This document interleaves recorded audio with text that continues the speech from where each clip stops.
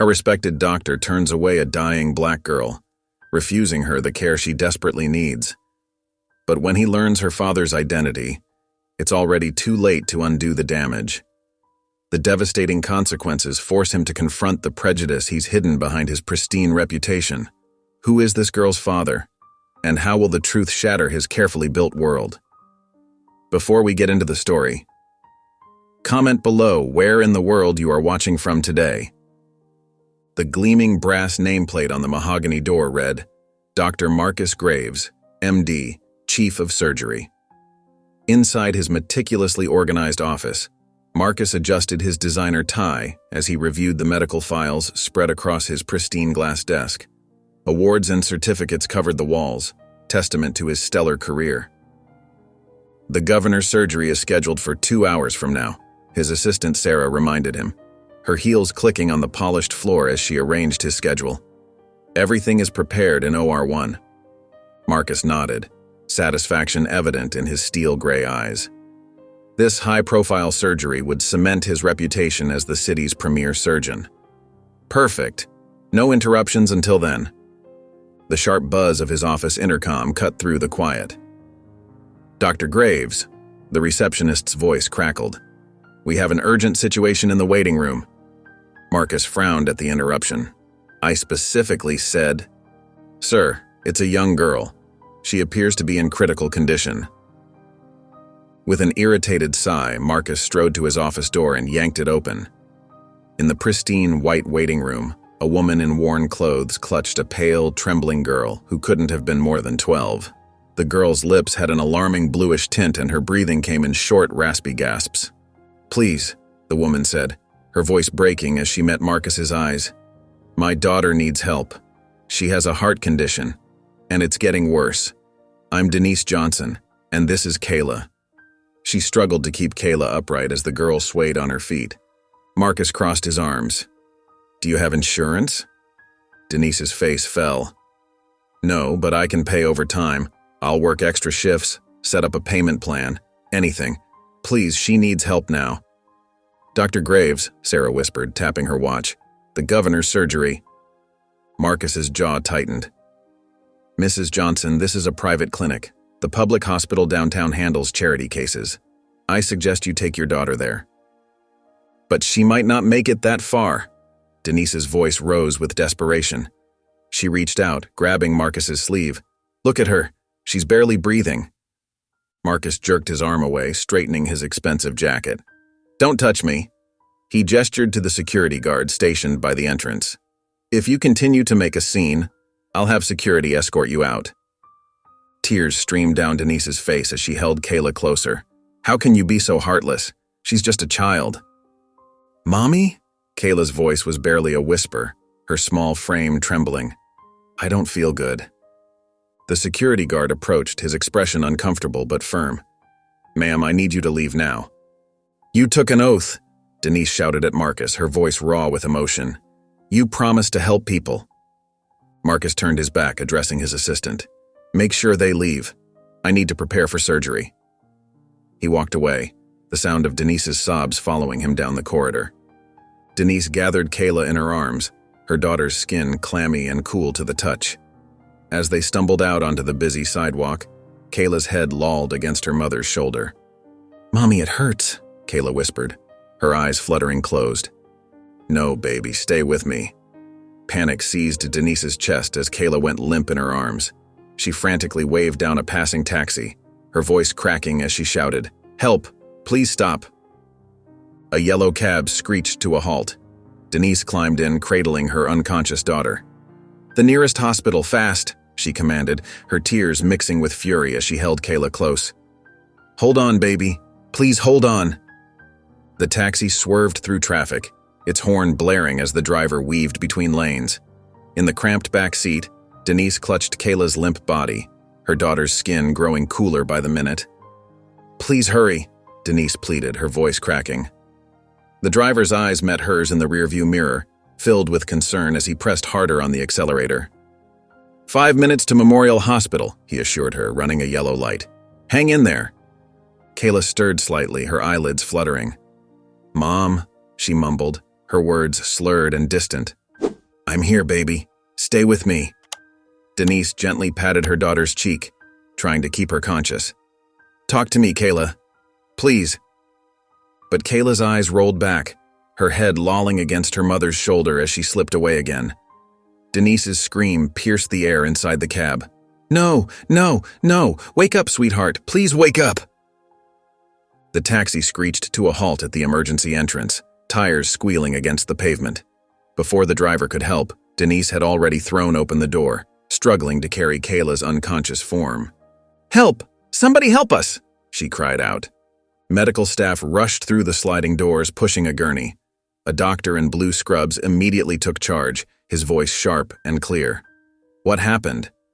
She has a heart condition, Denise explained breathlessly as they transferred Kayla onto the gurney. She collapsed. She keeps passing out. The medical team moved swiftly, wheeling Kayla through the doors. A nurse called out vital signs while another attached monitors. BP's dropping. Heart rate irregular. Take her to Trauma 1, the doctor ordered. The team disappeared through another set of doors, leaving Denise standing alone, her arms suddenly empty.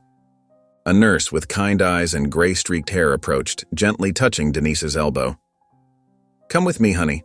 Let's get some information while the doctors help your daughter. Denise's hands shook as she tried to fill out the forms. The letters blurred through her tears and she could barely hold the pen steady. The nurse, whose name tag read Patricia, sat beside her, speaking in soothing tones. The doctors here are excellent, Patricia assured her, placing a steadying hand on Denise's arm. They're doing everything possible for your little girl. She was getting worse for weeks, Denise whispered, guilt crushing her chest. We tried another doctor first, but he... Her voice broke, remembering Marcus Graves's cold dismissal. Focus on right now, Patricia advised, helping Denise complete the forms. That's all any of us can do. The minutes crawled by like hours. Denise paced the waiting room, then sat only to jump up again. Every time the doors opened, her heart leaped, hoping for news about Kayla. Finally, a doctor emerged, his expression grave. Denise rushed to meet him, her heart pounding. Mrs. Johnson, he began carefully, we've managed to stabilize your daughter for now, but I'm afraid she's slipped into a coma. Her heart condition is severe, and the lack of oxygen before treatment has complicated matters. The room seemed to spin around Denise. A coma? But she'll wake up, right? We're cautiously optimistic, but I need to be honest. There could be long-term complications. The next 48 hours will be critical. Denise sank into a nearby chair, the dim fluorescent lights casting shadows across her tear-stained face. As she buried her face in her hands, grief gave way to a quiet, burning anger. Anger at the system, at Dr. Graves, at everyone who had failed her daughter when she needed help the most. Rain pelted against the windows of Denise's small apartment, creating a rhythmic backdrop to her silent grief. She sat curled up on her worn couch, holding a framed photograph of Kayla. In the picture, her daughter beamed at the camera, her smile bright and infectious, taken just months before her illness began to show. Lightning flashed outside, illuminating the sparse living room. Bills were scattered across the coffee table, many stamped with red past due notices. But Denise barely noticed them anymore. Her eyes remained fixed on Kayla's photograph as something shifted inside her, the crushing weight of helplessness slowly transforming into a burning rage. This isn't right, she whispered, her fingers tightening around the frame. This isn't fair. The memory of Dr. Graves's dismissive expression flashed through her mind, followed by the image of Kayla lying motionless in her hospital bed, surrounded by beeping machines. Denise's jaw clenched as she set down the photograph. There was only one person who would understand this fury, who would know what to do. Nick. Despite their troubled past, Nick Johnson had always been fiercely protective of Kayla. Even after his imprisonment 3 years ago, framed for fraud by his former business partner, his love for their daughter had never wavered. Denise remembered his last words before being led away in handcuffs. Take care of our baby girl. The next morning found Denise sitting in the prison's sterile visiting area, her hands clasped tightly in her lap. When the guards brought Nick in, she noticed how prison had hardened him. His once warm eyes were now sharp and vigilant, his shoulders tense. Denise? Nick's surprise was evident as he sat across from her. What's wrong? Is it Kayla? Denise's composure cracked. She's in a coma, Nick.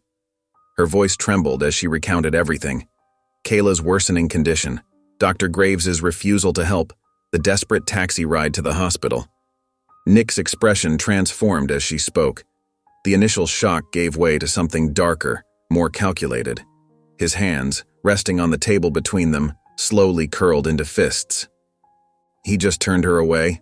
Nick's voice was dangerously quiet.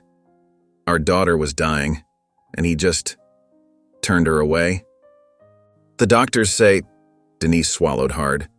They say if she'd gotten help sooner. What's his name again? Nick's eyes had taken on a predatory gleam. Marcus Graves, Denise replied. At the private clinic downtown. Nick leaned forward, his voice dropping to barely above a whisper. Listen to me, Denise. That man will pay for what he did to our daughter, I promise you that, no matter what it takes, no matter how long, he will suffer for this. The intensity in his voice sent a chill down Denise's spine, but she found herself nodding. This was why she'd come. This was the response she'd needed. After the visit, Nick sat alone in his cell, the storm outside matching the tempest in his mind. Every detail Denise had shared played on repeat in his thoughts as he began to formulate a plan. The thunder crashed, and lightning illuminated his face through the small window, a face set with grim determination and barely contained fury. The courtroom buzzed with tension as Nick Johnson stood before the judge, his heart pounding. 3 years ago, that day had changed everything. The evidence against him seemed insurmountable. Fabricated financial records, doctored emails, and a paper trail that pointed directly to him. His business partner, Thomas Reed, sat in the witness stand, delivering the final blow. Yes, Your Honor, Thomas had said, his voice steady and convincing. I discovered the fraudulent transactions myself. Mr. Johnson had been embezzling funds for months. Nick's stomach had churned as he watched the man he'd trusted for 15 years systematically destroy his life. The jury hadn't taken long to return their verdict. Guilty on all counts. Daddy! Kayla's cry had pierced the courtroom as the officers approached with handcuffs. Nick's last glimpse of his daughter was of her small face, crumpled in confusion and fear, Denise holding her back. Now, pacing in his cell like a caged animal, Nick's memories of that day felt fresh again after Denise's visit. The anger that had somewhat dulled over time blazed anew, but this time it wasn't just about his wrongful conviction. This was about Kayla lying helpless in a hospital bed because some privileged doctor couldn't be bothered to help her. Johnson, a familiar voice called out. It was Officer Martinez, one of the few guards who treated inmates with genuine humanity. Everything all right? You're wearing a path in that floor. Nick paused his pacing. Martinez, what do you know about a Dr. Marcus Graves? The guard's eyebrows rose. The surgeon? Yeah, he's got quite a reputation. Always in the papers, throwing fancy fundraisers, acting like he's God's gift to medicine. Martinez shook his head. Why? Nick shared the abbreviated version of what happened to Kayla. The guard's expression darkened. That tracks with what I've heard about him, Martinez said quietly. Man's obsessed with his public image. Spends more time managing his reputation than treating patients, from what I understand. Over the next few days, Nick gathered more information. His cellmate knew someone who'd worked maintenance at Graves's clinic. Other inmates had connections to hospital staff. Bit by bit, a picture emerged of a man whose carefully crafted public persona meant everything to him. In his cell at night, Nick began writing letters. He still had friends on the outside, people who owed him favors from before his conviction. He wrote carefully, methodically, laying out what he needed from each one. Every letter was a piece of the puzzle, a step toward making Marcus Graves pay for what he'd done. At his small metal desk, illuminated by the dim cell light, Nick worked on his plan. He wrote each step in precise detail, considering every angle. His eyes gleamed with determination as he muttered, "He'll regret the day he crossed my family." Outside his window, thunder crashed and lightning split the sky, nature's fury matching the storm brewing within. The heavy metal gate creaked open, and Nick Johnson stepped into the bright morning sunlight. He squinted, his hand instinctively shielding his eyes from the glare. The weight of his few belongings in a small paper bag felt insignificant compared to the burden of purpose he carried. Denise stood near a waiting taxi, her arms crossed tightly across her chest. Their eyes met, and a silent understanding passed between them. No words were needed. They both knew where they needed to go. "The Children's Hospital," Denise told the driver as they settled into the back seat. Nick's knee bounced with nervous energy throughout the ride. The city streets passed in a blur of motion and color, so different from the monotony of prison life. "How is she?" Nick asked, his voice rough with emotion. "Better," Denise replied softly. "She woke up 3 days ago. The doctors say it's remarkable how quickly she's improving." When they arrived at the hospital, Nick's heart pounded against his ribs. The antiseptic smell and fluorescent lights brought back memories of visiting Kayla when she was born. How tiny and perfect she'd been. How he'd promised to protect her always. Room 412 was warm and quiet, save for the steady beep of monitors. Kayla sat propped up against white pillows, her dark hair falling in waves around her thin face. She stared out the window, lost in whatever thoughts occupied her mind. A hospital tray sat untouched beside her bed, the food growing cold. Nick paused in the doorway, drinking in the sight of his daughter. She looked so small in that big hospital bed, so fragile. But she was alive. She was awake. The floor creaked under his foot as he stepped forward, and Kayla's head turned. Her eyes widened, filling instantly with tears. "Daddy?" Her voice was barely a whisper. Nick crossed the room in 3 long strides, carefully gathering his daughter into his arms. Kayla buried her face in his chest, her thin shoulders shaking with sobs. I thought I'd never see you again," she choked out between tears. "I'm here now, baby girl." Nick's voice cracked as he pressed a kiss to her forehead. "I'm here, and I promise you, nothing like this will ever happen to you again. Never." He held her gently, mindful of the IV lines and monitoring equipment, as years of missed embraces poured out in this one moment. Denise stood quietly by the door, watching father and daughter reunite, her own eyes glistening with tears. After a while, Kayla's sobs quieted and her body grew heavy with exhaustion. Nick carefully laid her back against the pillows, tucking the blanket around her shoulders. Her eyes fluttered closed, but her hand remained firmly gripped in his. As Kayla drifted off to sleep, Nick turned to Denise. His voice was low but fierce with determination. "I swear, I won't let Marcus get away with this." Denise nodded hesitantly, knowing this was only the beginning. The kitchen clock ticked past midnight as Nick and Denise hunched over their small table, illuminated by a single overhead light. Scattered papers covered every inch of the wooden surface, and the soft glow of a laptop screen cast shadows on their tired faces.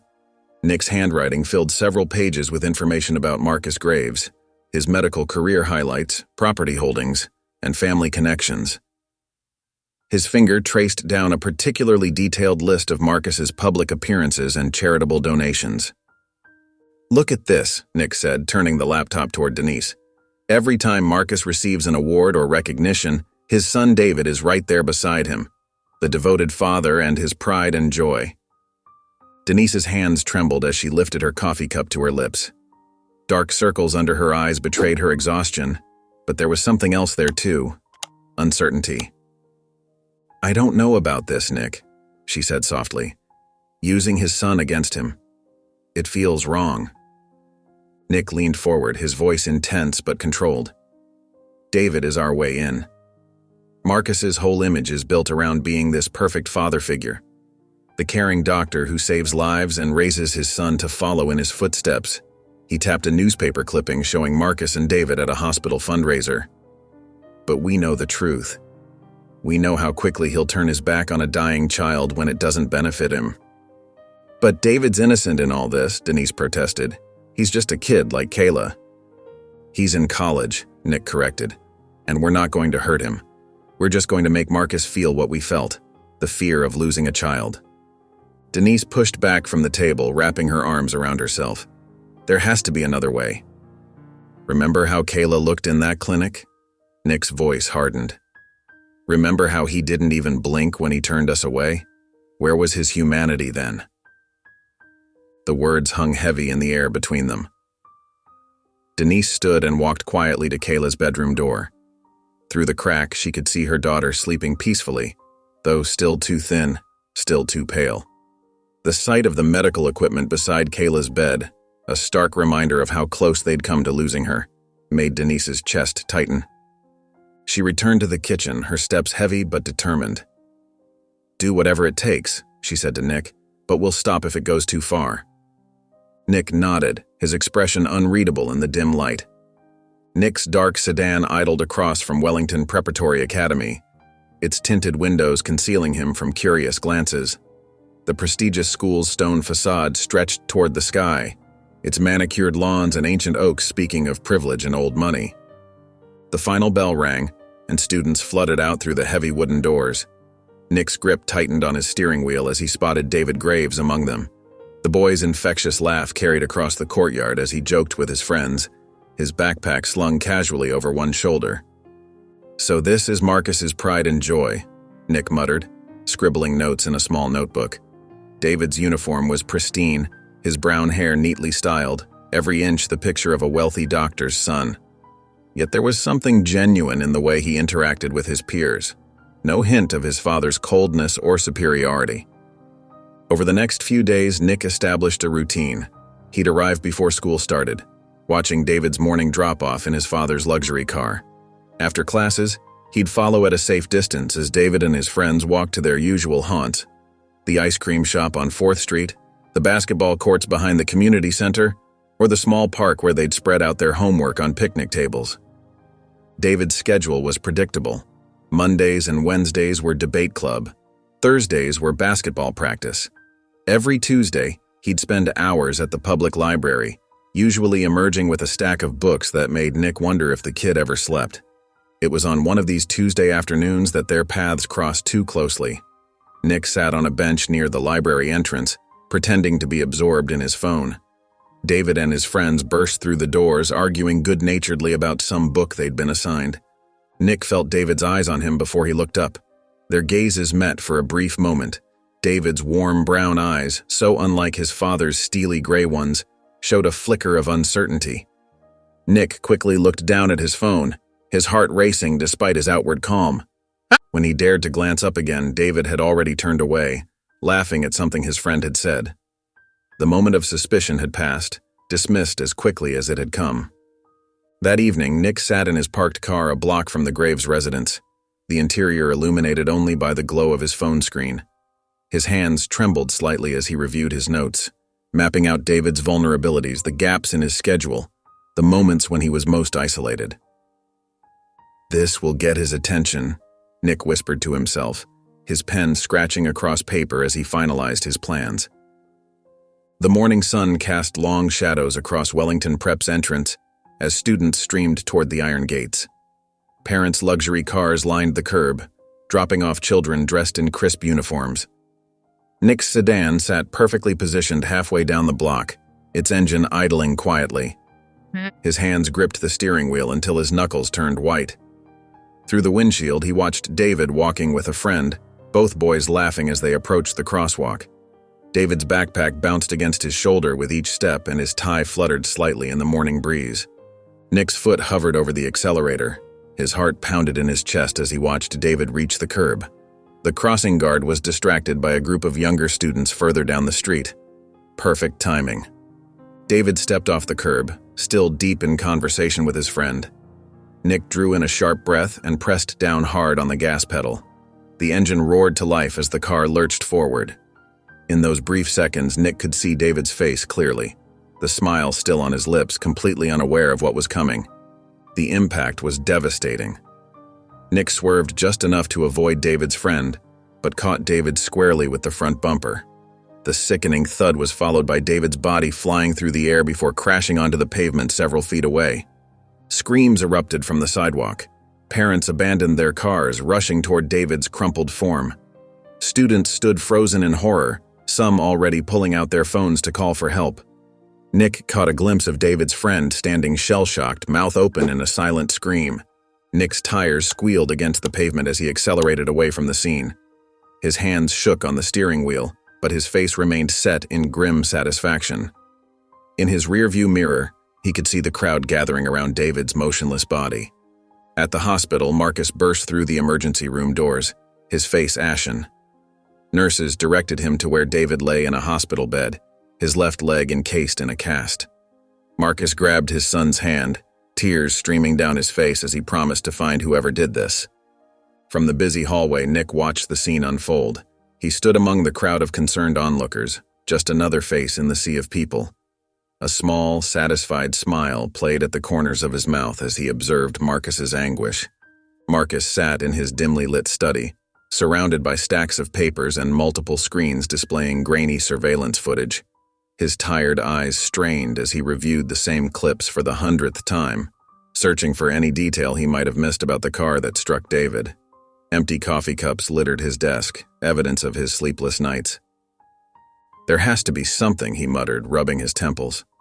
The footage showed only fragments, a dark sedan disappearing around corners, always just out of clear view. Every lead seemed to dissolve into nothing. Across town, Nick methodically worked in his garage.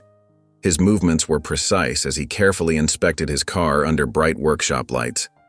He had already replaced the damaged bumper and headlight, disposing of the broken parts in different locations across the city. The new paint job matched perfectly, leaving no trace of the impact. "Amateur mistake to leave evidence," Nick said to himself, running his hand along the smooth surface of the repaired section. He remembered choosing the location for the hit and run carefully. The street had been perfect, just far enough from any security cameras with multiple escape routes. Marcus's investigation hit another dead end at the police station. Detective Roberts shook his head apologetically. "I'm sorry, Dr. Graves. Without witnesses or clear footage, we don't have much to go on." Marcus slumped in the chair across from the detective's desk. "There must be something. Paint chips, tire marks, anything?" "The rain washed away most physical evidence," Roberts explained, "and the few witnesses we interviewed couldn't give us a clear description of the vehicle." Nick's satisfaction grew as days passed without any breakthrough in the investigation. He had planned everything meticulously: the timing, the location, even the angle of impact to minimize damage to his own vehicle. The memory of Marcus's anguished face at the hospital made it all worthwhile. In his office, Marcus spread out a map of the neighborhood, marking possible escape routes from the accident scene. Random or planned, he wondered aloud. The precision of the hit and run nagged at him.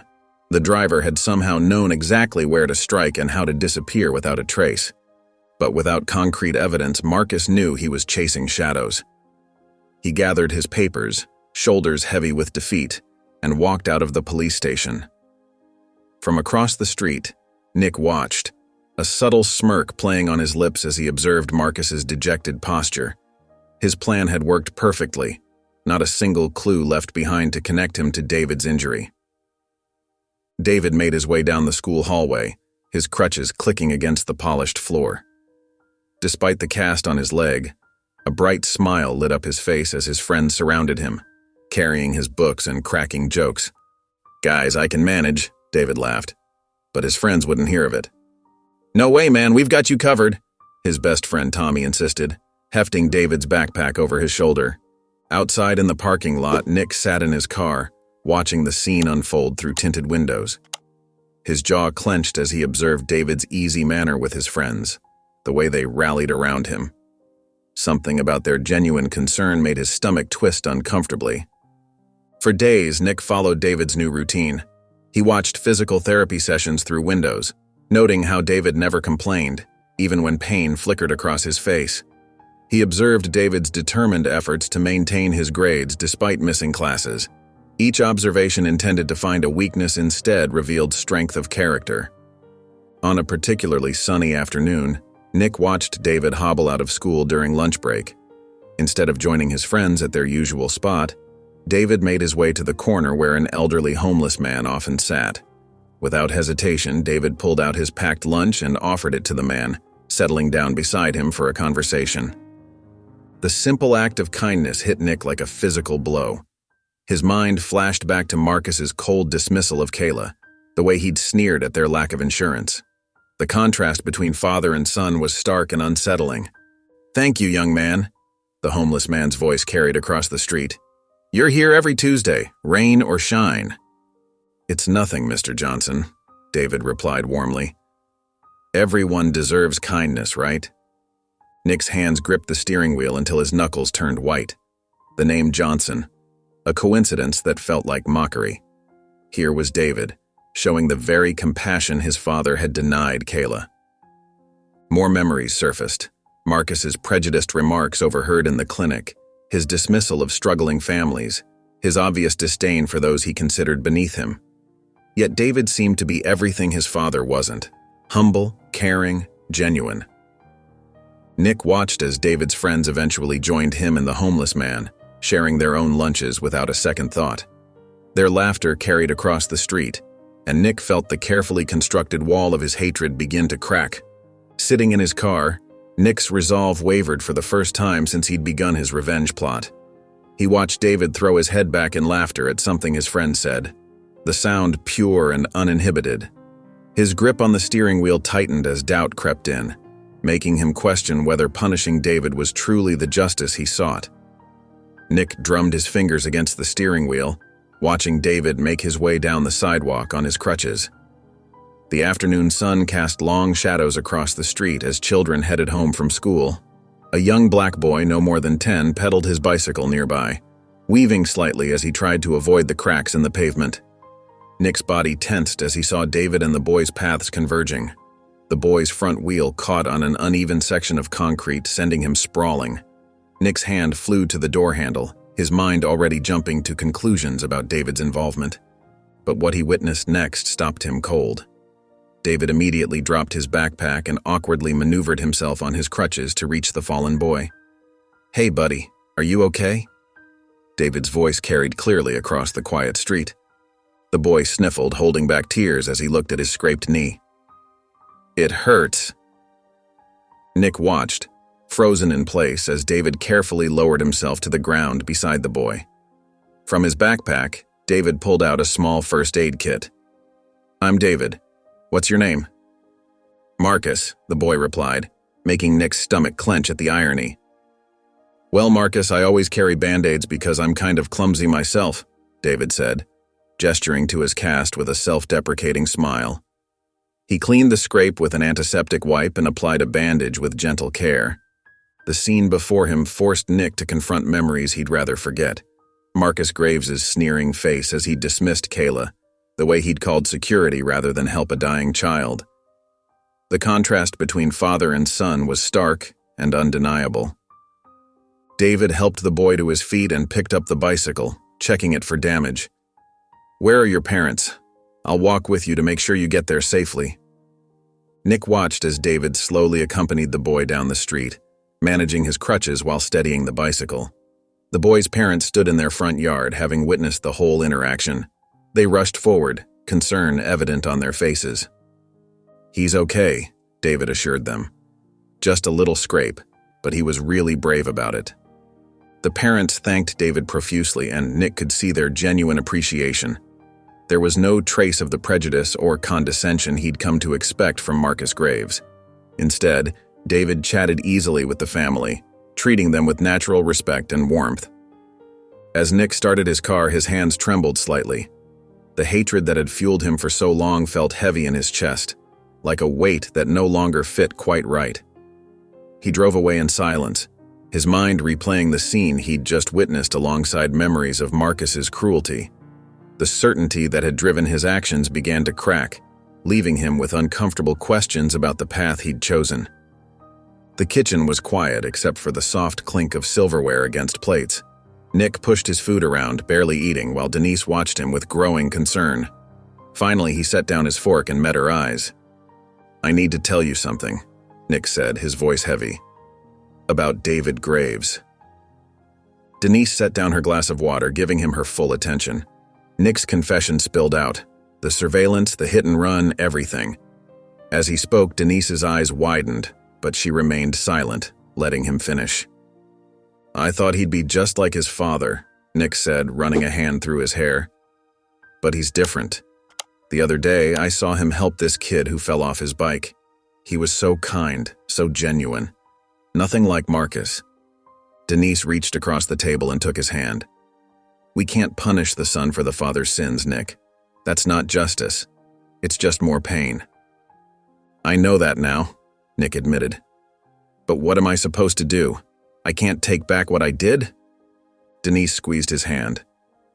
Maybe this is our chance to make things right. David seems like a good kid. If he knew what his father did to Kayla, he might be able to reach Marcus in a way we can't. Nick pulled back, shaking his head. Tell him? He'll turn me in for the hit and run. Maybe, Denise said softly. But isn't that better than carrying this guilt forever? And think about it. David could be the key to changing Marcus's heart, to making sure what happened to Kayla never happens to another child. Nick stood up and paced the kitchen, his mind racing. What if he's just like Marcus deep down? What if he doesn't believe us? From what you've told me about him, he seems different, Denise replied. Sometimes the hardest path is the right one. As they talked through the possibilities, Nick found himself nodding slowly. The weight of his actions had been crushing him, and Denise's words offered a glimpse of redemption.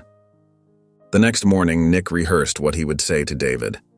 Each practice conversation in front of the mirror felt inadequate. How do you tell someone you deliberately hurt them? How do you explain that their father left a child to die? Across town, David was helping a classmate with math homework during lunch period, completely unaware of Nick's internal struggle. His genuine smile and patient explanations only reinforced what Nick had begun to understand. David was his own person, not a reflection of Marcus. By afternoon, Nick found himself parked outside David's school, watching students stream out of the building. His hands trembled as he gripped the steering wheel, waiting to spot David among the crowd. Nick took a deep breath and met David's eyes.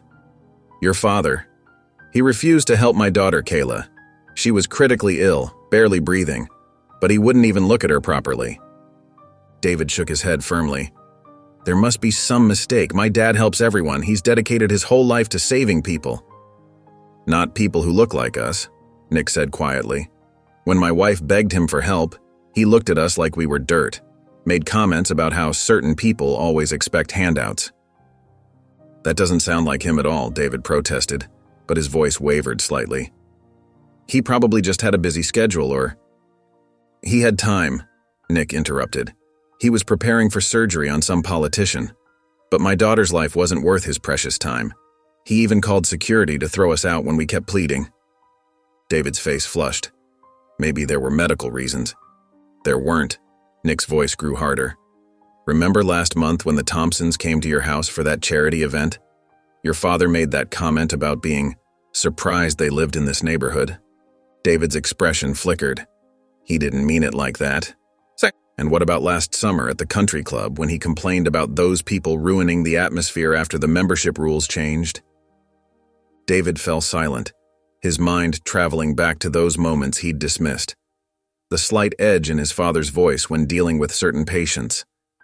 The way he'd tensed up when David brought home his friend Marcus from the basketball team. Think about it, Nick pressed. Really think about how he acts around people who look different from you. The little comments, the way his smile doesn't quite reach his eyes. David's shoulders slumped as memories surfaced, countless small moments he'd overlooked or explained away.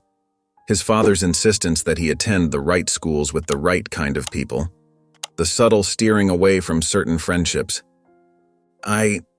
David's voice cracked. I never wanted to see it. Nick watched as understanding dawned in David's eyes, followed by a deep sadness. The boy stood up slowly, his movements heavy with the weight of this new reality. I need to think, David said quietly, turning away. As he walked, his mind replayed years of interactions, seeing them through a new, uncomfortable lens. Each step felt heavier than the last, as he confronted truths he'd been blind to for so long. David turned back to Nick, his eyes now clear with purpose. I need to know for sure, he said. And if what you're saying is true, which I'm starting to believe it is, then we need to do something about it. Nick leaned forward, his expression cautious. What are you suggesting? Two things, David explained, sitting back down. First, I want to carefully document every instance where my father shows prejudice.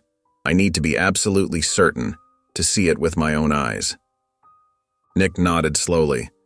And the second part? Once we have proof, we work on changing his mind. David's voice grew stronger. People can change. They have to be able to. Nick rubbed his face wearily. David, I appreciate what you're trying to do, but changing someone's deeply held beliefs, it's not like fixing a broken bone. Your father's attitudes, they're probably decades in the making. I know it won't be easy, David admitted, but he's my father. I have to try. Will you help me? Nick studied the young man before him, seeing determination replace the earlier shock and denial. I will, he said finally. But you need to understand something. This kind of change takes time. Your father might resist, might even get angry when confronted. I understand, David replied. And I'm sorry, Nick. I'm sorry for what he did to your family, to Kayla. His voice cracked slightly on the name. Nick's expression softened. You're not responsible for your father's actions.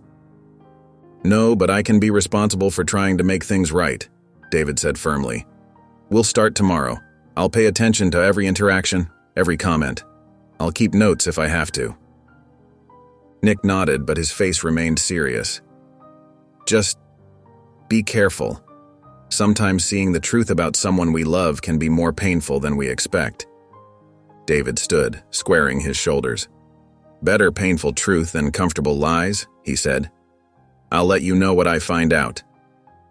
The conversation wound down, both of them aware of the challenging path ahead.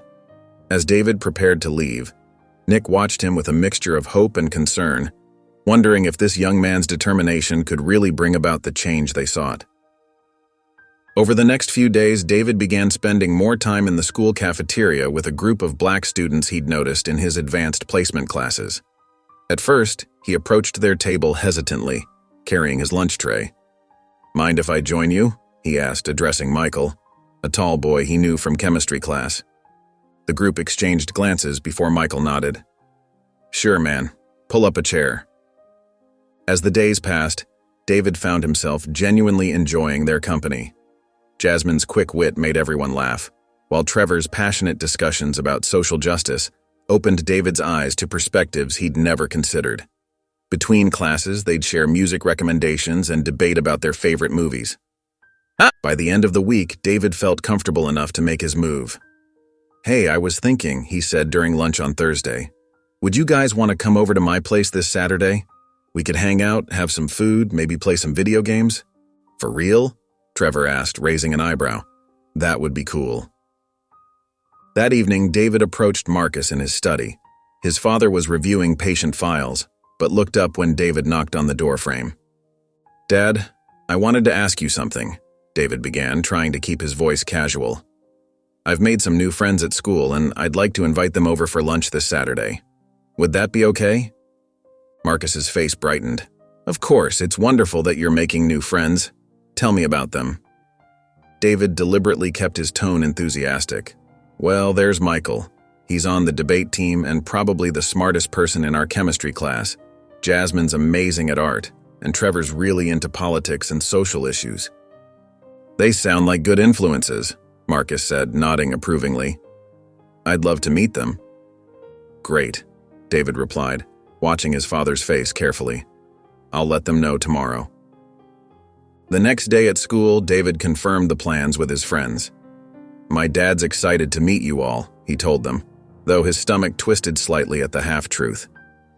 As Saturday approached, David threw himself into preparations. He cleaned the living room, made sure the kitchen was spotless, and even bought his friends' favorite snacks. Marcus seemed genuinely interested in the upcoming lunch, asking questions about what food to prepare and offering to grill burgers for everyone. Yet despite his father's apparent enthusiasm, David noticed subtle signs of tension. When Marcus asked about parking arrangements, there was an odd emphasis in his voice. Will their parents be dropping them off? David kept his response light. No, they all drive themselves. Trevor has a really nice car, actually. He restored it with his dad. The morning of the lunch arrived, and David watched as Marcus busied himself in the kitchen, humming as he prepared the food. To anyone else, his father might have seemed perfectly at ease, but David caught the slight tightness around his eyes, the way his movements seemed just a bit too controlled. The doorbell rang at precisely noon. David rushed to answer it, finding Michael and Jasmine standing on the porch with friendly smiles. Trevor pulled up in his restored Mustang moments later. "Welcome, guys," David said, ushering them inside. "Dad's in the kitchen finishing up the burgers." Marcus emerged, wearing an apron and a tight smile that didn't quite reach his eyes. "Hello, everyone," he said, his voice overly formal. "Please, make yourselves comfortable." The teenagers settled into the living room, falling into easy conversation about their latest chemistry project.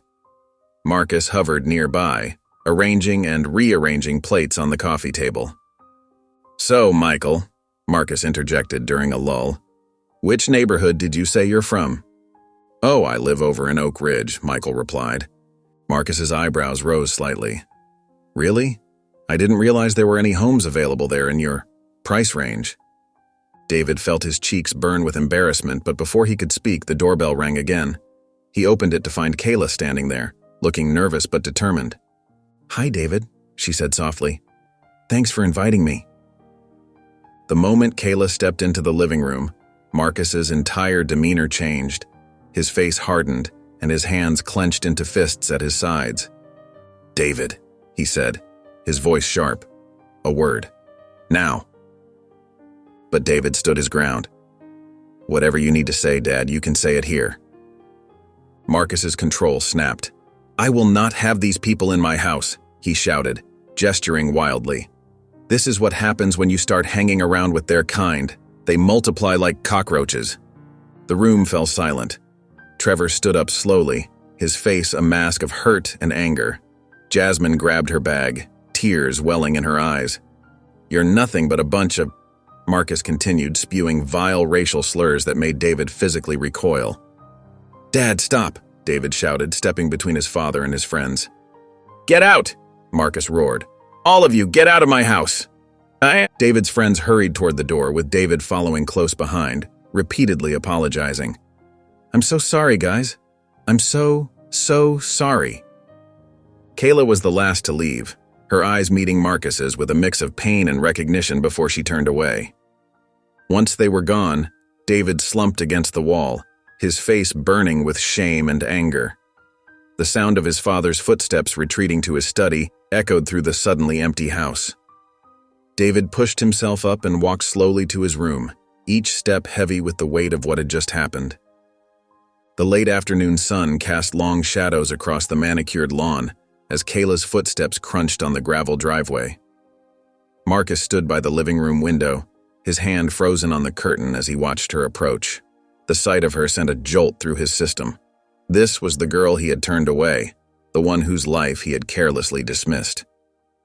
David entered the living room, drawn by his father's unusual stillness. "Dad, what's wrong?" Before Marcus could respond, the doorbell chimed. David moved to answer it, but Marcus's sharp intake of breath made him pause. Through the door's decorative glass panel, Kayla's silhouette was clearly visible. "It's her," Marcus whispered, his voice barely audible. "The girl from the clinic." David opened the door and Kayla stepped inside. She looked tired but determined, her chin held high despite the obvious strain in her posture. The living room fell silent as Marcus took an involuntary step backward. You survived," Marcus stammered, his professional demeanor cracking. "But you shouldn't be here. It's not safe for you." "Not safe?" David cut in, his voice sharp with disbelief. "Or do you mean not convenient, Dad?" Marcus flinched at his son's tone. The other teenagers in the room watched intently as David stepped forward, positioning himself between his father and Kayla. "Do you know what happened after you turned her away?" David's voice trembled with emotion. "She almost died, Dad. She went into a coma. And why? Because you couldn't see past your prejudice long enough to help someone in need." Marcus's face paled, but David wasn't finished. "What if it had been me?" What if I was the one struggling to breathe and some doctor decided I wasn't worth saving because of how I looked? Would that be okay with you? Kayla remained silent throughout David's speech, her steady gaze fixed on Marcus. Her presence spoke volumes. She wasn't there for revenge or confrontation, but as a living reminder of the consequences of Marcus's choices. Marcus's mouth opened and closed, but no words came out. The weight of his actions seemed to physically press down on his shoulders. He looked at Kayla, really looked at her for the first time, and saw not just a patient he had dismissed, but a young person who had nearly lost everything because of his prejudice. Marcus began, but words failed him. Without another attempt at speech, he turned and walked out of the room, leaving David and Kayla standing together in the heavy silence that followed. The morning sun filtered through the study's heavy curtains, casting a soft glow on Marcus as he sat at his desk. His eyes were fixed on a silver-framed photograph, his late wife Catherine smiling broadly, her arms wrapped around a young David at the beach. The image blurred as tears welled in his eyes. The weight of David's words from the previous day pressed heavily on his conscience. He could still see Kayla's steady gaze, unflinching in the face of his prejudice. His medical degree hung on the wall behind him, and the words of the Hippocratic Oath echoed in his mind. First, do no harm. His hands trembled as he set down the photograph. The realization of how far he had strayed from his principles crashed over him like a wave. He had become everything he once despised, prejudiced, callous, blind to human suffering. Taking a deep breath, Marcus stood and walked to the living room. He could hear the quiet murmur of conversation before he entered. David, Kayla, and their friends sat in a circle, their discussion falling silent as he appeared in the doorway. Marcus cleared his throat, drawing all eyes to him. His voice was steady but heavy with remorse. I owe all of you an apology, especially you, Kayla. He met her gaze directly, his professional facade crumbling. I failed you as a doctor. I failed my oath to help those in need. But more than that, I failed as a human being. My prejudice, and yes, I can finally admit it was prejudice, nearly cost you your life. Kayla sat straight-backed, her arms crossed, listening intently as Marcus continued. David helped me see what I'd become. Marcus's voice cracked. I've been living in a bubble of privilege, allowing my biases to cloud my judgment. I can't undo what I did, but I'm asking for your forgiveness and the chance to do better. Kayla uncrossed her arms, her expression serious. Do you understand what your actions did to me? To my family? We trusted the medical system and you proved our worst fears right. Marcus nodded, accepting her words without defense. But, Kayla continued, her voice softening slightly, it takes courage to admit when you're wrong. That's more than most people manage. David watched his father closely, years of disappointment warring with hope in his expression. For the first time, he saw vulnerability in his father's eyes, a genuine desire to change. The room fell quiet as Marcus finished speaking. Kayla rose from her seat and approached him, her demeanor both firm and compassionate. Words are a start, but actions will show who you really are, she said simply. Marcus nodded, visibly moved by her response. I promise to do better, he replied softly. David stood and placed a hand on his father's shoulder, a silent acknowledgement of this first step toward change. Marcus sat in his car outside Nick and Denise's modest home, his fingers drumming nervously on the steering wheel. The morning air felt crisp and clean, carrying the promise of new beginnings. He glanced at the small bouquet of mixed flowers resting on the passenger seat, pink carnations and white lilies, a humble peace offering that suddenly seemed inadequate. After taking a deep breath, he stepped out of his car and walked up the short concrete path to their front door. The house was well maintained despite its age, with cheerful potted plants lining the porch steps. Marcus's hand trembled slightly as he pressed the doorbell. Denise opened the door, her expression immediately becoming guarded. She wore a simple blouse and jeans, her arms crossing automatically across her chest as she recognized him. Dr. Graves, she said, her voice neutral but tight. Please call me Marcus, he replied softly. I brought these. He extended the flowers awkwardly. Before Denise could respond, Nick appeared behind her, his face unreadable. The tension in the air thickened. "I came to apologize," Marcus continued, his carefully prepared speech deserting him. "What I did to Kayla, to your family, it was unforgivable. I let my prejudices blind me to basic human decency. I failed not just as a doctor, but as a person." Denise's posture remained rigid, but she listened without interruption. Nick placed a supportive hand on her shoulder. "The fear you must have felt," Marcus's voice cracked slightly. "The helplessness I can't imagine. And it was entirely my fault. I don't expect forgiveness, but I needed you to know how deeply I regret my actions." To his surprise, Denise's expression softened slightly. She uncrossed her arms and accepted the flowers. "Do you know what it's like?" she asked quietly. "Watching your child struggle to breathe and being turned away by someone who could help?" Her voice trembled with remembered fear and anger. "The anger has been eating at us," Nick added, his tone measured. "But we made mistakes too. What we did to David, trying to hurt an innocent kid to get back at you, that wasn't right either." Marcus nodded solemnly. "David helped me see the truth about myself. I'm trying to change, to be better." "Words are cheap," Denise said, but her tone had lost its edge. "Holding on to anger is exhausting, though. Maybe it's time we all tried to move forward." Nick extended his hand to Marcus. After a moment's hesitation, Marcus shook it firmly. The gesture felt like the first crack in a wall of ice. Denise invited him inside, and they moved to the living room. The space was warm and lived in, family photos covering the walls. They sat down, and Denise brought out a tray of tea. The atmosphere remained somewhat tense, but there was an undercurrent of cautious hope. As Marcus prepared to leave, Denise walked to a shelf and retrieved a framed photograph. She handed it to him. It showed Kayla, smiling brightly at the camera. "This is who you almost took from us," she said quietly. "Don't ever forget it." Marcus held the photo carefully, nodding solemnly. "I won't. I promise." Marcus stood at the podium, his hand steady as he gripped its edges. The community center's auditorium was packed, with people even standing along the walls.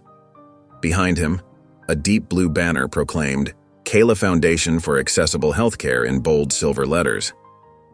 "Healthcare isn't a privilege," he began, his voice carrying clearly through the room. "It's a fundamental right. I learned this lesson the hard way, through my own failures and prejudices." His mind drifted to the past few months. Long nights spent drafting proposals, meeting with healthcare executives who once praised his surgical skills, but now frowned at his new mission. He remembered the countless hours volunteering at free clinics in underserved neighborhoods, listening to stories that broke his heart and strengthened his resolve. One memory stood out particularly clear.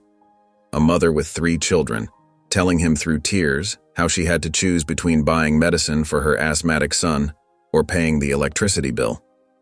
Marcus had stayed late that night, making calls until he found a solution for her family. The foundation had started small, but it grew quickly. Kayla proved to be an exceptional speaker, sharing her story with quiet dignity that moved audiences to action. Denise's organizational skills kept everything running smoothly, while Nick's business acumen helped secure crucial funding. David had surprised everyone with his dedication, spending weekends helping at community health fairs and developing a youth outreach program.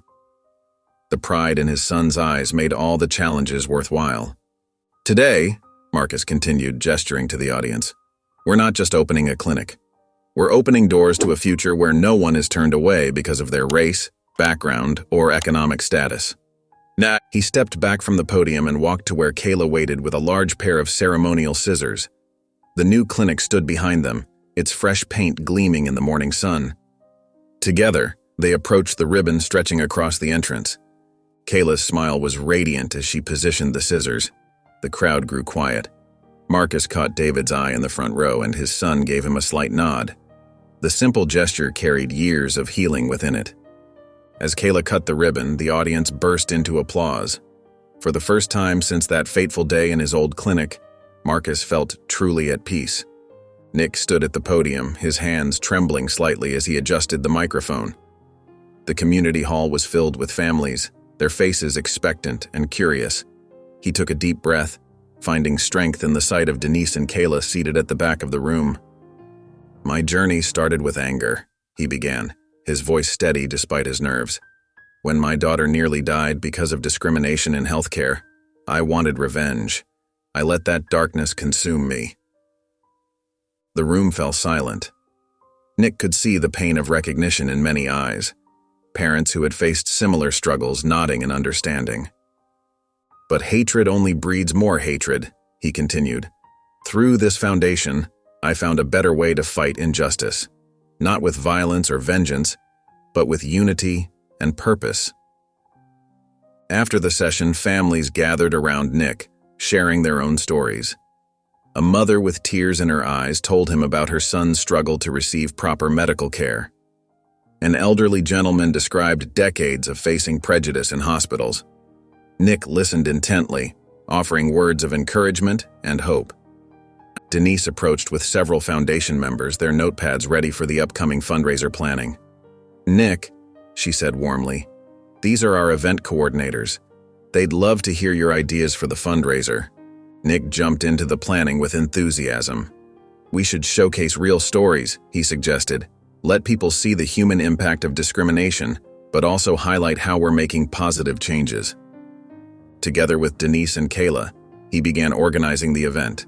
They created presentation boards featuring success stories, booked inspiring speakers, and reached out to potential sponsors. Kayla proved particularly skilled at creating compelling social media content to promote the event. When a major sponsor expressed concerns about the event's focus on systemic racism, Nick didn't hesitate. He arranged a meeting and spoke from his heart about the importance of addressing these issues openly. "This isn't about pointing fingers," he explained to the skeptical executives. "It's about creating real solutions that benefit everyone. When healthcare becomes truly accessible, our entire community grows stronger." His passion won them over, and the sponsorship was secured with an even larger contribution than initially planned. David sat cross-legged on his bedroom floor, surrounded by colorful sketches and handwritten notes. His desk lamp cast a warm glow over the plans for his school's new diversity club. The inspiration had come from watching his father's transformation and the impact of the Kayla Foundation. Looking at the clock, he realized it was almost time for the first meeting. His stomach churned with nervous energy as he gathered his materials. The classroom he'd reserved seemed too large when only 5 students showed up. Their footsteps echoed in the empty space as they chose seats far apart from each other. "Thanks for coming," David said, his voice slightly shaky. "I know it might seem weird starting a club like this, but I've seen firsthand how important these conversations are." The silence that followed felt heavy, but then Maria, a quiet girl from his math class, raised her hand. "My family moved here last year," she said softly. "Sometimes people make assumptions about us before they even know us." Her words broke the ice. Soon, other students began sharing their experiences. James talked about being the only Asian student in advanced placement classes and dealing with stereotypes. Sarah described watching her best friend face discrimination because of her hijab. Encouraged by their openness, David invited Kayla to speak at their next meeting. When she arrived, the room had doubled in size. Kayla stood at the front, her hands clasped tightly together. "A few months ago," she began, "I almost died because someone decided I wasn't worth saving." Her voice trembled slightly, but she continued, describing her experience with healthcare discrimination and her journey to recovery. The students listened intently, many wiping away tears. When Kayla finished, the room erupted in questions and shared stories. Students who had never spoken up in class found their voices, sharing personal experiences with prejudice and discrimination. The club grew rapidly after Kayla's speech. What started as 5 hesitant students became 20, then 30, passionate advocates for change. They began planning an art project to showcase diversity in their school community. Marcus supported David's efforts, offering advice when attendance was low. "Change takes time," he told his son, "but every person you reach makes a difference." During their meeting, students worked on paintings, photographs, and collages representing their unique experiences and hopes for the future. The art project took shape, piece by piece, each work telling a story of identity, struggle, and resilience. Denise sat across from a young mother who clutched her daughter's medical bills, tears streaming down her face. The woman's story echoed Denise's own journey, a desperate parent facing a healthcare system that seemed stacked against her. "I understand exactly what you're going through," Denise said softly, reaching out to touch the woman's hand. "The fear, the anger, the helplessness. I've been there too." As she shared her own experience with Kayla's illness, Denise watched understanding dawn in the mother's eyes. The tension in the woman's shoulders began to ease as Denise outlined practical steps and resources available through the foundation. Later that evening, as Denise reviewed her notes from the counseling session, she felt a deep sense of purpose. Her ability to connect with families facing similar struggles hadn't gone unnoticed. Other foundation staff had begun referring more cases to her, recognizing her natural talent for counseling. At her desk at home, Denise opened her laptop and began typing. Words flowed easily as she described her journey from that terrible day at Marcus's clinic to the present. She wrote about the rage that had consumed her, the fear of losing Kayla, and the unexpected path to healing through helping others. The memoir became her evening ritual. After days spent counseling families at the foundation, she would write for hours, weaving together personal stories with insights gained from her experiences. Her words painted vivid pictures of despair transformed into hope, anger into purpose. During the day, Denise threw herself into expanding the foundation's reach. She developed training programs for new volunteers, teaching them how to approach families with empathy and understanding. Her sessions emphasized the importance of active listening and cultural sensitivity. "Your presence alone can be healing," she told a group of volunteers during training. "Sometimes people just need to know they're not alone in their struggle." Local news stations began featuring stories about the foundation's work, often highlighting Denise's role in transforming personal tragedy into community support. Each news segment brought more families to their door, seeking help and hope. One evening, Denise gathered Nick and Kayla in their living room. Her hands trembled slightly as she held the first completed draft of her memoir. She opened to a carefully marked page and began to read about their journey of healing and forgiveness. As her words filled the room, tears rolled down Kayla's cheeks. Nick wrapped an arm around their daughter, his own eyes glistening. Denise's phone buzzed with another foundation donation notification, but she kept reading, her voice strong and clear. Marcus adjusted his tie one last time before stepping onto the brightly lit stage, his reflection catching briefly in the polished surface of a nearby display screen. The medical conference hall was packed with healthcare professionals, their faces illuminated by the harsh overhead lights, creating a sea of expectant expressions. His hands trembled slightly as he arranged his notes on the podium, the paper rustling beneath his fingertips. He began with statistics, cold, hard numbers showing disparities in healthcare outcomes across racial lines. Graphs and charts filled the screen behind him, each one telling a story of systemic inequality that could no longer be ignored. But it was when he shifted to his personal story that the audience truly began to listen, their postures changing from professional interest to genuine engagement. "I was that doctor," Marcus admitted, his voice steady despite his racing heart, the weight of his past pressing heavily on his shoulders. "The one who turned away a critically ill child because of my own biases and prejudices." The silence in the hall grew heavy as he described his encounter with Kayla, sparing no detail of his callous behavior, each word a confession years in the making. Several audience members shifted uncomfortably in their seats as Marcus detailed how his actions had nearly cost a young girl her life. Some looked down at their hands, perhaps recognizing similar moments in their own careers. He spoke about the moment he realized his prejudices had corrupted his oath as a physician, his voice thick with emotion. "We cannot hide behind policies or protocols," he continued, his voice growing stronger with conviction. "These are often masks for systemic racism that we, as healthcare providers, have allowed to persist in our institutions and in our hearts." As Marcus transitioned into his proposals for reform, he noticed more heads nodding, the initial resistance giving way to understanding. He outlined a comprehensive plan for mandatory bias training, emphasizing the need for regular reassessment and accountability, his fingers tapping the podium for emphasis. "It's not enough to attend one seminar and consider ourselves enlightened," he explained, scanning the crowd with unwavering intensity. This must be an ongoing process of self-examination and correction, as regular as checking our patients' vital signs.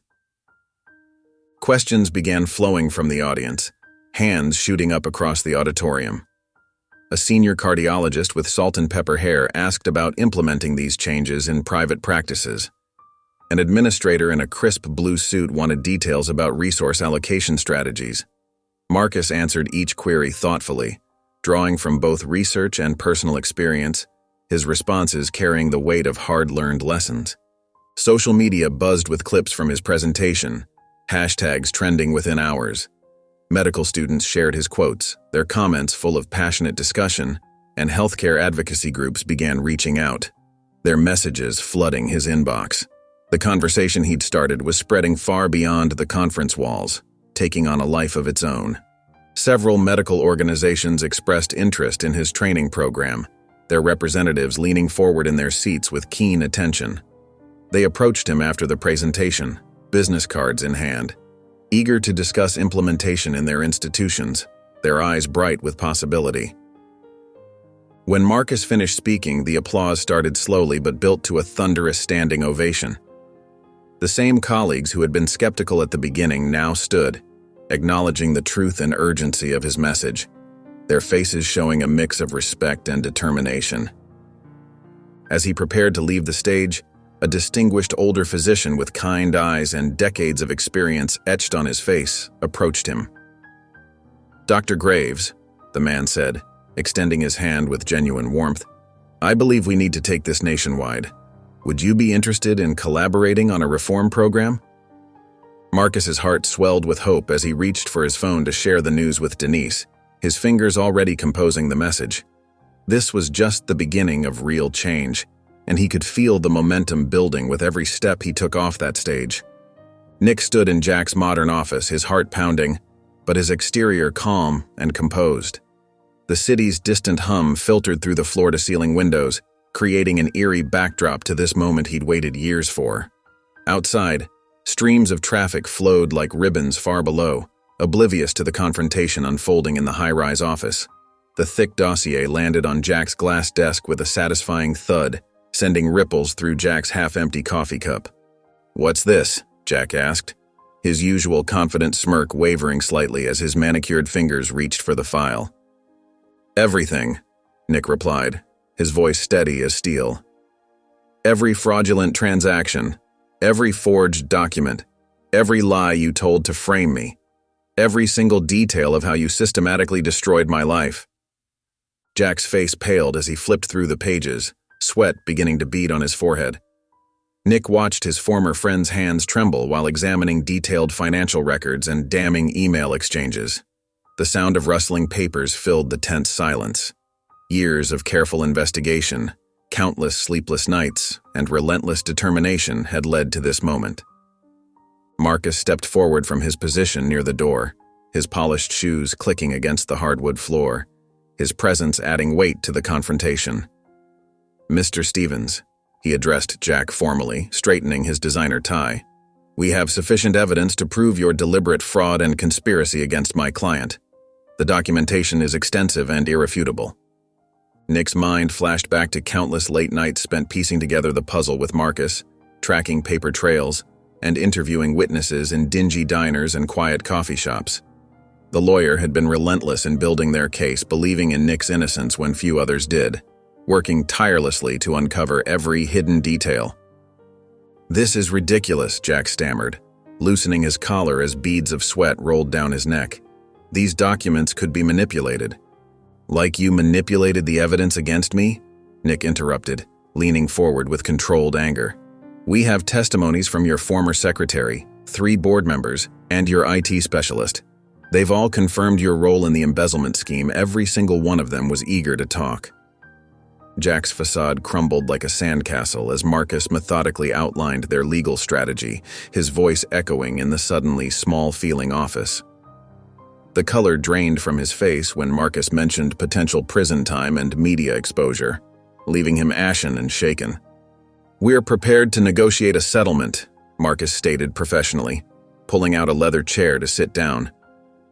one that includes a public retraction of all allegations against Mr. Johnson and full restoration of his business rights. The terms are non-negotiable." Jack slumped in his chair, defeated, his expensive suit suddenly seeming to hang loose on his frame. "What are your terms?" Later that week, Nick stood before a crowd of eager reporters, cameras flashing like lightning as he announced his official return to the business world. The morning sun cast long shadows behind the podium as he thanked his supporters, particularly highlighting Marcus's crucial role in uncovering the truth. His voice carried strength and humility in equal measure. The newly acquired office space buzzed with energy as Nick implemented his vision, the sound of passionate discussions and creative planning filling every corner. He hired a diverse workforce, focusing on creating opportunities for those often overlooked in the corporate world, particularly seeking out talented individuals from underserved communities. The walls, once stark white, now displayed vibrant artwork from local artists of various backgrounds, each piece telling its own story of struggle and triumph. Nick paused near the entrance, watching his employees collaborate on projects with enthusiasm and purpose. A sense of fulfillment washed over him as he hung the final touch, a sleek plaque that read, "Empowered Together." The morning light caught the polished surface, making it gleam like a beacon of hope for the future he was building. Kayla sat in her sunlit art studio, her fingers hovering over a pristine canvas. The morning light caught the raised lines of her scars, and for the first time, she didn't feel the urge to hide them. Instead, she traced them gently, acknowledging them as markers of her survival, proof that she had overcome the darkest moments of her life. Each mark told its own story, a chapter in her journey toward healing. Surrounded by an array of brushes and vibrant paints, she began sketching with confident strokes. The first image took shape beneath her hands, a hospital corridor shrouded in shadows, with a distant light beckoning forward. It was the beginning of her story, the moment when everything changed. Her brush moved with purpose, each stroke deliberate and meaningful. As she worked, memories flooded back. She remembered the endless hours of physical therapy, the nights when breathing felt like a battle. But other memories emerged too. Denise reading to her during long hospital stays, her mother's voice steady and comforting through the pain. Nick holding her hand through painful procedures, his strength becoming hers. David bringing homework and jokes to lift her spirits, making her laugh even on the hardest days. And even Marcus visiting with genuine remorse and care, his transformation as visible as her own. Her collection grew piece by piece. One painting captured the moment she first stood up after weeks in bed. Another showed the community gathering for a fundraiser. Each canvas told a story of transformation, not just her own, but of everyone around her. The colors grew brighter as the narrative progressed, darkness giving way to hope. She mixed her paints with growing confidence, finding exactly the right shades to convey each emotion. Word of her work spread quickly through social media. David shared photos of her paintings online, and the response was overwhelming. People connected deeply with her visual storytelling, seeing their own struggles reflected in her art. Comments poured in from around the country, each one touching her heart. The invitation from the local gallery came as a surprise. The curator had seen her work online and was moved by its raw honesty. "Your paintings speak to something universal," she told Kayla during their meeting. "We'd be honored to showcase them." Her hands trembled as she read the formal invitation, hardly daring to believe it was real. Nick and Denise helped her prepare for the exhibition, carefully transporting each piece. Marcus used his connections to ensure proper media coverage, while David organized a group of friends to handle the opening night logistics.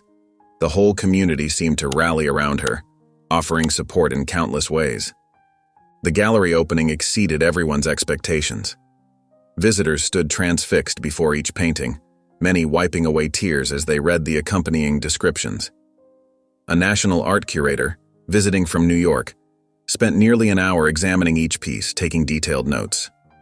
The buzz of conversation filled the space, punctuated by gasps of recognition and murmured words of praise. That evening, Kayla found herself standing in the packed gallery, surrounded by her work and the people who had supported her journey. The pristine white walls displayed her soul laid bare, her pain, her healing, and ultimately her triumph. As she prepared to address the crowd, she caught sight of her family beaming with pride. Their love radiated across the room, wrapping around her like a warm embrace. Her voice trembled slightly as she began her speech, but grew stronger with each word. "These paintings are not just my story," she said, gesturing to the artwork around her. "They're a testament to the power of love, community, and second chances." The crowd hung on her every word, sensing the authenticity in her voice. The centerpiece of the exhibition drew particular attention, a large canvas showing multiple hands reaching down into darkness, pulling a figure toward a brilliant light. The piece seemed to pulse with energy, hope radiating from every brushstroke. Viewers gathered around it in small groups, pointing out details and sharing their interpretations, each finding their own meaning in its powerful imagery. The Foundation's office buzzed with activity as volunteers and staff members moved purposefully through the modern open-plan space. Phones rang persistently, keyboards clicked in steady rhythm, and animated discussions filled the air with an energy that spoke of meaningful work being accomplished. At the center of it all stood Kayla, her presence commanding yet approachable, wearing a smart blazer that complemented her confident stance. The scars that once made her self-conscious now served as silent testimony to her journey, lending weight to her words as she guided her team through their daily challenges with patience and wisdom. Across the room, Marcus and Nick huddled over architectural plans for new satellite offices spread across a large conference table. Their hair had grayed at the temples, but their eyes still sparked with the same determination that had driven them years ago, perhaps burning even brighter with experience. They pointed at various locations on the detailed blueprint, discussing logistics and funding with the ease of longtime collaborators who had learned to trust each other's judgment implicitly. The Foundation's growth had been organic, built on the unique strengths of each family member and nurtured by their shared vision. Denise had transformed her counseling experience into a comprehensive community outreach program, focusing particularly on women who felt voiceless in the healthcare system. Her gentle approach and deep empathy created safe spaces where people could share their stories and find support, often meeting in comfortable rooms decorated with calming colors and soft furnishings. David had emerged as the Foundation's natural spokesperson, his youthful energy complementing his father's gravitas. His charisma and authentic passion for change made him particularly effective at fundraising events, where his genuine belief in their mission shone through. He could work a room full of potential donors, sharing the Foundation's mission with compelling personal anecdotes that opened both hearts and checkbooks, always making sure to connect with each person individually. Marcus dedicated himself to the legal aspects of their mission, spending long hours drafting legislation that would prevent discrimination in healthcare settings.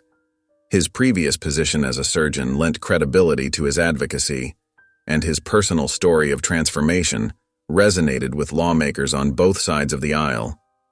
He often testified at legislative hearings, his measured words carrying the weight of both professional expertise and personal experience.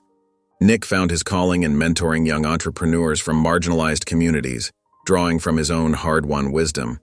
He shared his story of betrayal and redemption openly, teaching others how to build businesses with integrity while maintaining focus on social impact.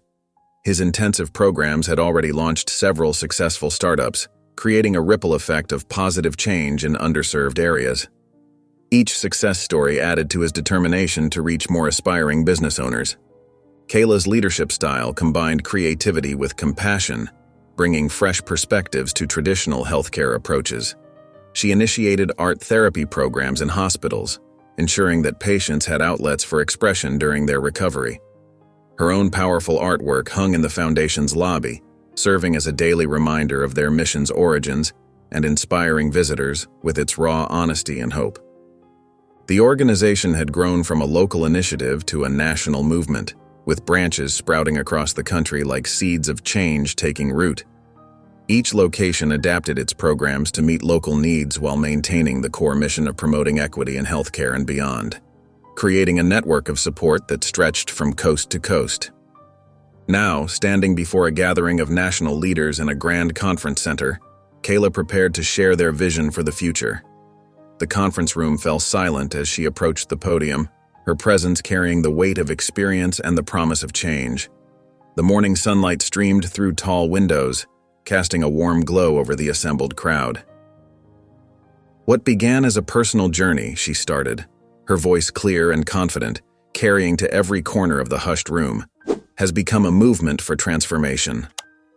She gestured to the detailed map behind her, dotted with bright markers indicating foundation branches across the United States, each point representing countless lives touched and changed. The audience listened intently as she outlined their achievements and future goals, her passionate words painting a picture of hope and possibility. Her words carried the collective wisdom of her family's journey, Marcus's redemption, Nick's resilience, Denise's compassion, and David's dedication. When she finished speaking, the room erupted in thunderous applause, everyone rising to their feet in recognition of the Foundation's impact, many wiping away tears of inspiration. The grand ballroom sparkled under crystal chandeliers, its walls adorned with carefully curated photographs documenting the Foundation's journey. Each image told a story, from the first makeshift office in a converted garage to nationwide expansion across dozens of cities. Elegantly dressed guests mingled, their conversations creating a warm buzz that filled the space, while waiters in crisp black uniforms weaved through the crowd with trays of champagne. David stood at the podium, his presence commanding attention as he began narrating the Foundation's story. Behind him, a large screen displayed a montage of their achievements, faces of hope emerging from darkness. 10 years ago, he began, his voice steady and clear, carrying to every corner of the room. What started as a response to injustice became a movement for change that none of us could have imagined. Throughout the evening, beneficiaries of the Foundation's work shared their stories, each one more touching than the last. A young doctor spoke about how the Foundation's scholarship program helped her complete medical school when she'd nearly lost all hope.